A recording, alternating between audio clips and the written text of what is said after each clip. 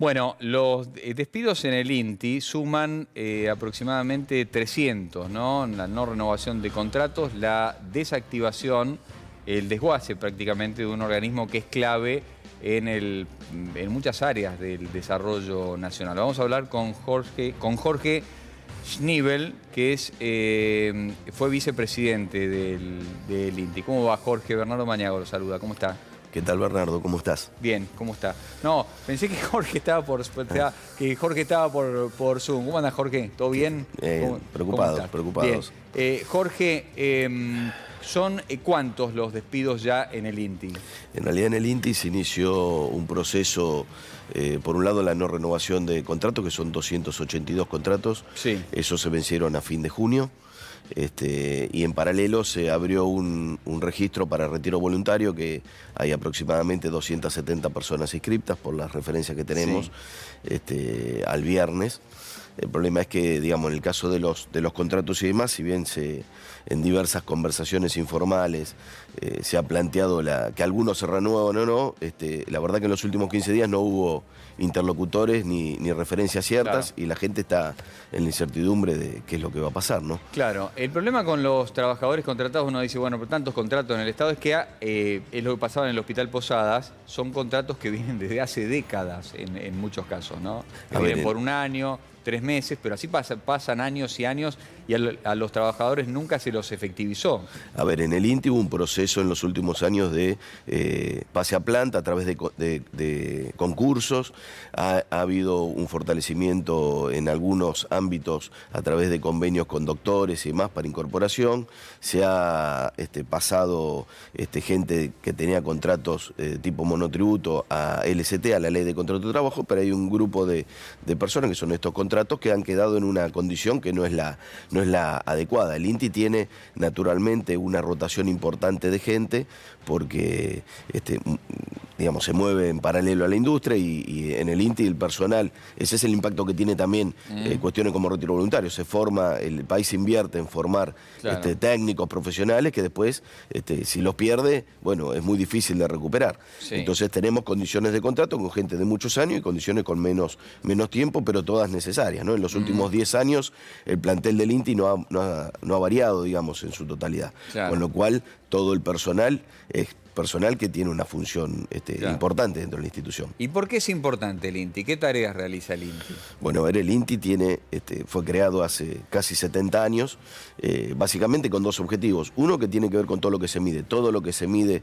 ya sea en el ámbito industrial, en el ámbito legal, sí, o en el ámbito científico. Por ejemplo, lo que carga un surtidor de nafta, o la calidad de la nafta, sí, o lo que puede tener que ver con el desarrollo de ciertas tecnologías. Sí. Hoy que estamos hablando de industria 4.0, de nanotecnología, requiere tener capacidades en el país de medición, de traslado de esas medidas, todo lo que tiene que ver con el comercio, todo lo que tiene que ver con vida diaria, ¿no? Por otro lado, el INTI interviene mucho en lo que es la asistencia a la industria, sobre todo las pymes, que requieren de un organismo como el INTI para desarrollar sus productos, para evaluarlos, para validarlos, para certificarlos. El INTI es el único organismo público, claro, de certificación, que interviene no solo en ámbitos regulados obligatorios, como puede ser un juguete o un componente crítico en un ascensor o los alimentos. Sí. También interviene en certificaciones voluntarias que le permiten a la industria desarrollar un equipo que después puede exportar, por ejemplo, y entrar en mercados donde se requieren estas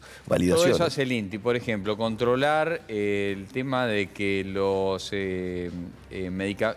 alimentos que están etiquetados como aptos para celíacos realmente lo sean. Por ejemplo, el INTI interviene, la asiste a una industria en desarrollar alimentos específicos, por ejemplo, y por otro lado, en validar esos alimentos.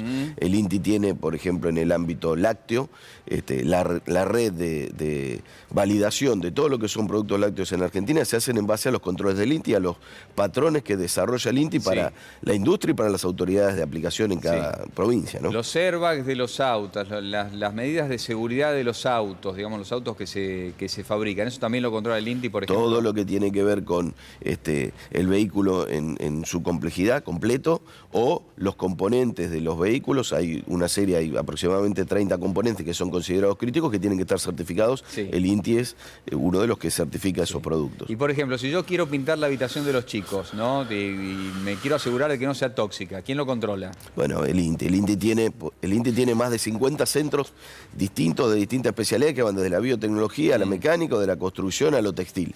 En el caso, por ejemplo, de las pinturas, hay un sector específico que maneja todo lo que tiene que ver con procesos superficiales, tratamientos superficiales y pintura, y puede ir desde controlar determinados productos para que no sean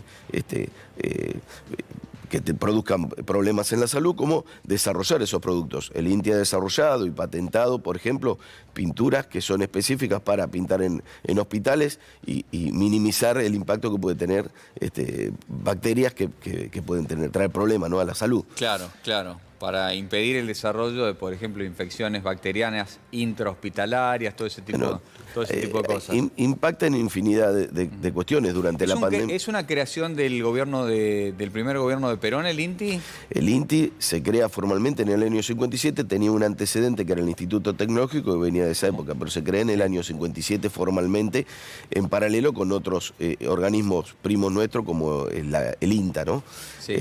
Nosotros, una de las preocupaciones que tenemos, además de hoy estos contratos y la incertidumbre que tiene esta gente, porque no tiene una respuesta cierta, digamos, los últimos 15 días el presidente estuvo en un viaje a Japón, el vicepresidente renunció en la última semana, también nos preocupa el proceso de retiros voluntarios, porque ahí se va gente valiosa, claro, gente que se ha formado y que no solo uno pierde la capacidad respecto de esa persona, sino que pierde capacidades con los que quedan. Los que quedan a veces son jóvenes, profesionales, claro, o técnicos, claro, que requieren de apoyarse en gente más experimentada, y eso ha pasado. Yo hace 35 años entré al INTI como becario, como técnico mecánico, después me desarrollé en mi carrera y en mi profesión, en mi sector, en el centro de mecánica, en un sector específico.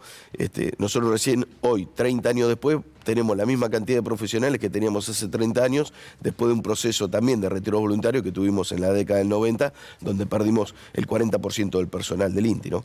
Claro. Claro, y ahora, si el INTI no existe más o deja de estar operativo porque se reduce su dotación de personal al mínimo, por ejemplo, ¿quién va a realizar todas estas tareas que venimos enumerando? No, en muchas tareas no hay quien las realice o va a requerir años poder desarrollarlo. Eso implica pérdida de capacidad para el país en utilización de sus recursos, en el desarrollo, por supuesto, industrial, que es lo que nosotros aspiramos. Hay también alguna cuestión, nosotros hablamos mucho de profesionales y técnicos, pero el INTI también dentro del personal, y eso también es un problema que hemos tenido estos últimos meses. Mucho del personal que tenemos en INTI es vital para el funcionamiento de la institución. Nosotros, por ejemplo, en el Parque Tecnológico Miguelete, que está acá en San Martín, es un predio de 25 hectáreas donde tenemos instalaciones complejas, plantas piloto, más de 3 estaciones transformadoras, más de 60 edificios, que requieren también de personal de mantenimiento, de guardia técnica, sí, el personal que forma, y eso a veces es visto como actividades menores, cuando en realidad hacen también al funcionamiento del INTI, ¿no? Entonces la complejidad de un organismo como este requiere también de esas especialidades, ¿no? Jorge, te agradecemos muchísimo por haber venido y por contarnos que todo lo que hace el INTI, cuál es la situación. ¿Cuál es tu pronóstico? ¿Qué crees que va a pasar? Bueno, a ver, hoy ya tenemos un pronóstico triste en virtud de lo que la gente que ya sabemos que se retira de la institución, que gente uno además los conoce de muchos años y demás y sabe lo que va a impactar eso. Por otro lado, la verdad que si no cambia la actitud y la relación respecto de la información que se va a dar y demás, veo un panorama bastante complejo si no se revierten estos criterios, ¿no? Jorge, muchas gracias, muy amable. Gracias, Bernardo, a vos por ocuparse.